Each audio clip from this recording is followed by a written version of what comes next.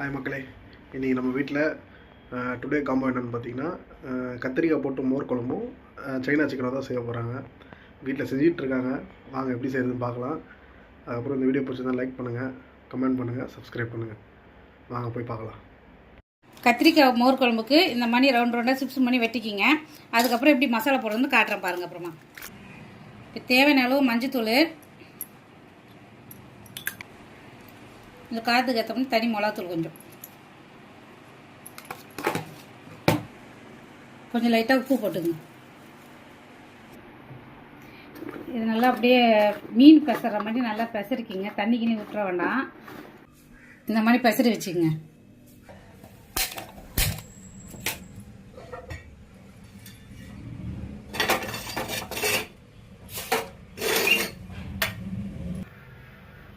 கொஞ்சமாக எண்ணெய் ஊற்றிக்கங்க.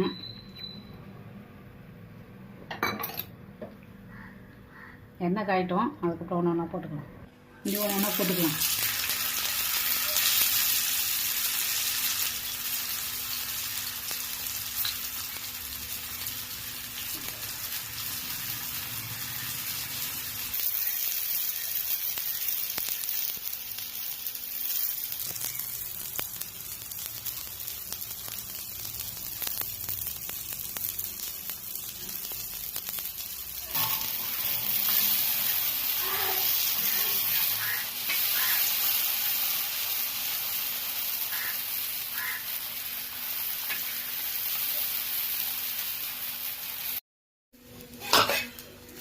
இந்த மானி நல்லா முருகலாக ஆன பிறகு அழகாக எடுத்துடலாம். நம்ம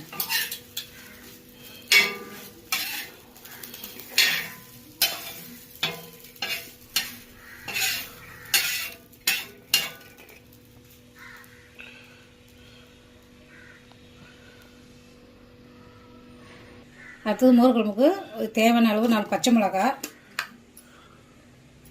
கொஞ்சம் ஜீரகம், 1 டீஸ்பூன் போட்டுக்கணும். அப்புறம் கொஞ்சம் தேங்காய். இது எல்லாத்தையும் நல்லா ஃபைனலாக அரைச்சி வச்சுக்கணும். இப்போ இதை அப்படியே அரைச்சிக்கலாம்.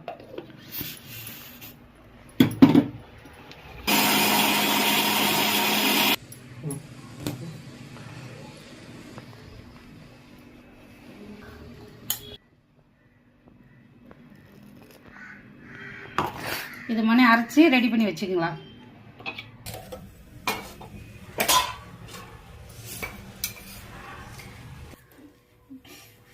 தேவையான அளவு எண்ணெய் ஊற்றிக்கலாம்.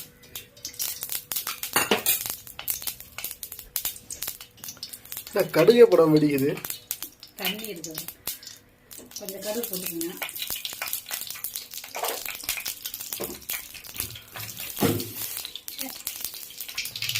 கடுகு வச்ச பிறகு காஞ்ச மிளகா போட்டுக்கலாம். 2 கொத்து கருவேப்பிலை. நம்ம அரைச்சி வச்சதை அப்படி ஊற்றிக்கலாம்.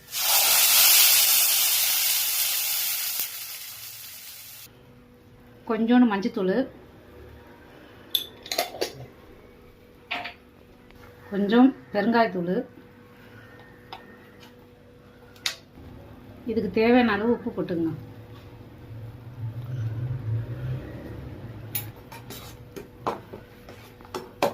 இதை நல்லா கொதிக்கணும். பச்சை வடை போகிற அளவுக்கு கொதிச்சிச்சிங்கன்னா கொதிச்ச பிறகு ஆஃப் பண்ணிக்கலாம்.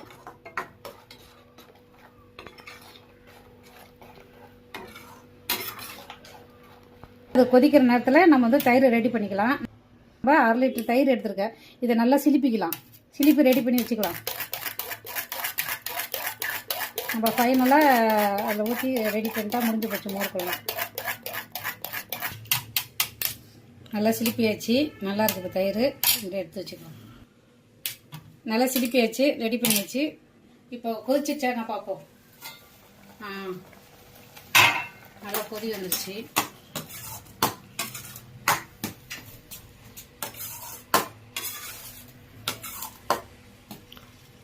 அடுப்பு ஆஃப் பண்ணிவிட்டு அப்புறமா தயிர் ஊற்றிக்குங்க. தயிரை ஊற்றிடலாம்.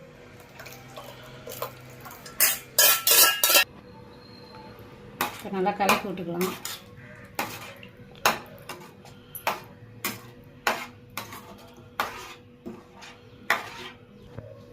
இப்போ இந்த நேரத்தில் நம்ம வந்து பொரிச்சு வச்ச கத்திரிக்காவை இதில் போட்டுடலாம். ஆனால் உண்மையிலேங்க இந்த கத்திரிக்காய் மோர் குழம்பு வந்து செம்ம டேஸ்ட்டாக இருக்கும். நம்ம வெண்டைக்காய் மோர் குழம்போட, பூசணிக்காய் மோர் குழம்போட இந்த மோர் குழம்பு நீங்கள் ட்ரை பண்ணி பாருங்கள், செம்ம டேஸ்ட்டாக இருக்கும். நீங்கள் சொல்லுவீங்க, நீங்கள் கமெண்ட் பண்ணுங்கள். அவ்வளோதாங்க, மோர் குழம்பு செம்மையாக ரெடி ஆகிடுச்சு. நீங்கள் இப்போ வந்து நம்ம வந்து சைனா சிக்கன் செய்ய போகிறோம். அதுக்கு வேண்டிய பொருள்லாம் இது. இப்போ நம்ம க்ளீன் பண்ணி வாஷ் பண்ணி நல்லா கட் பண்ணி எல்லாத்தையும் கட் பண்ணி வச்சுக்கலாம். கறி வறுக்கிறதுக்கு மசாலா போட்டுக்கலாம். சிக்கன் 65 பவுடர் போட்டுங்க, கொஞ்சம் இஞ்சி பூண்டு போட்டுங்க,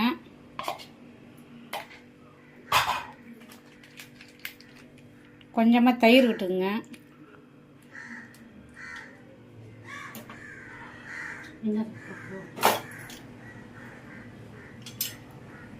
ஒரு அரை லெமன் புழிஞ்சிக்கலாம். இதெல்லாம் நல்லா மிக்ஸ் பண்ணி அரை மணி நேரம் ஊற வச்சுக்கலாம்.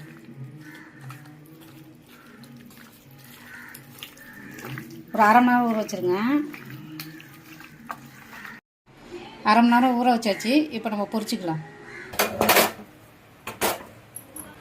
பொரிக்கிறதுக்கு நம்ம எண்ணெய் ஊற்றிக்கலாம்.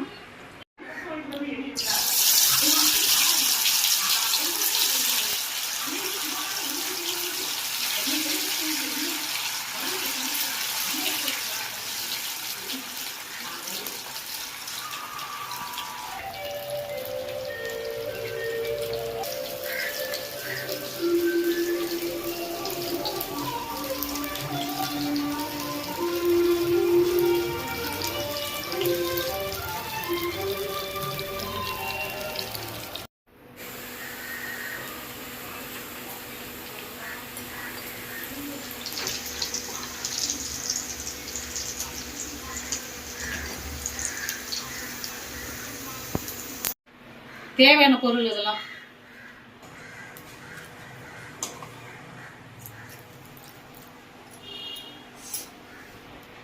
இஞ்சி கொஞ்சம் போட்டுருங்க. பூண்டு,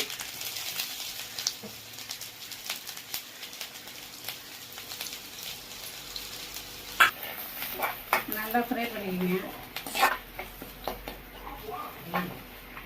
இப்போ வெங்காயத்தை கட் பண்ணதை போட்டுக்கலாம்.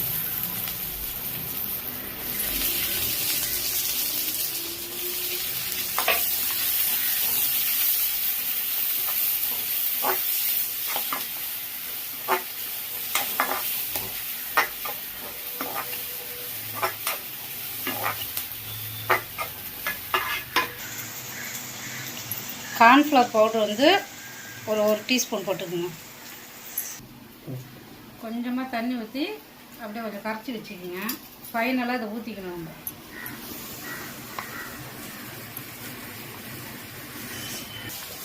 கொஞ்சம் தனி மிளகாத்தூள்,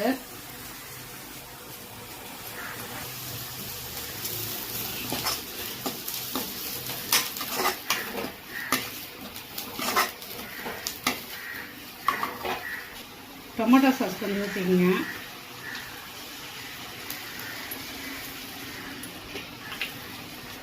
சோயா சாஸ் ஒரு டீஸ்பூன் அப்படியே கலந்து விட்டுருங்க.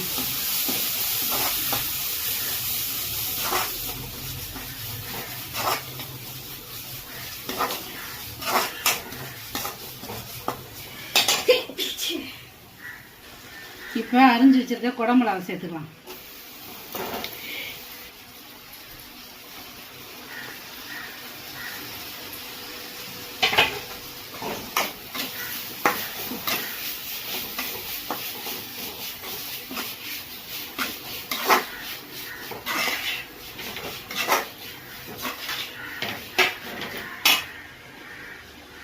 கொஞ்சோண்டு வெங்காயத்தை போட்டுருங்க.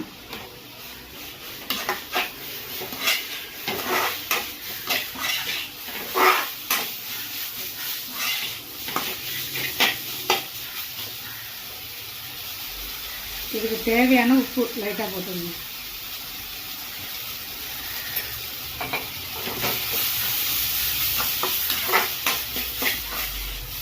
குடமிளகெல்லாம் ரொம்ப வேகணும்னு அவசியம் இல்லை, கொஞ்சம் லைட்டாக வெந்தாலே போதும். நம்ம கரைச்சி வச்சு தான் இப்படி ஊற்றிக்கலாம்.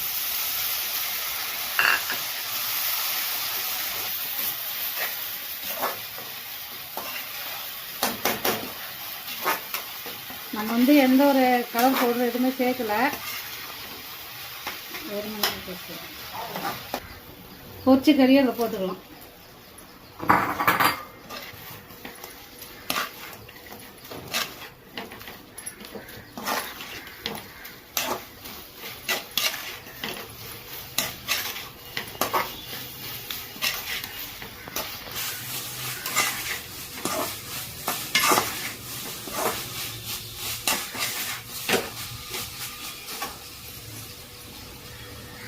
மேலே லைட்டாக வெங்காயத்தூள் போட்டுக்கலாம்.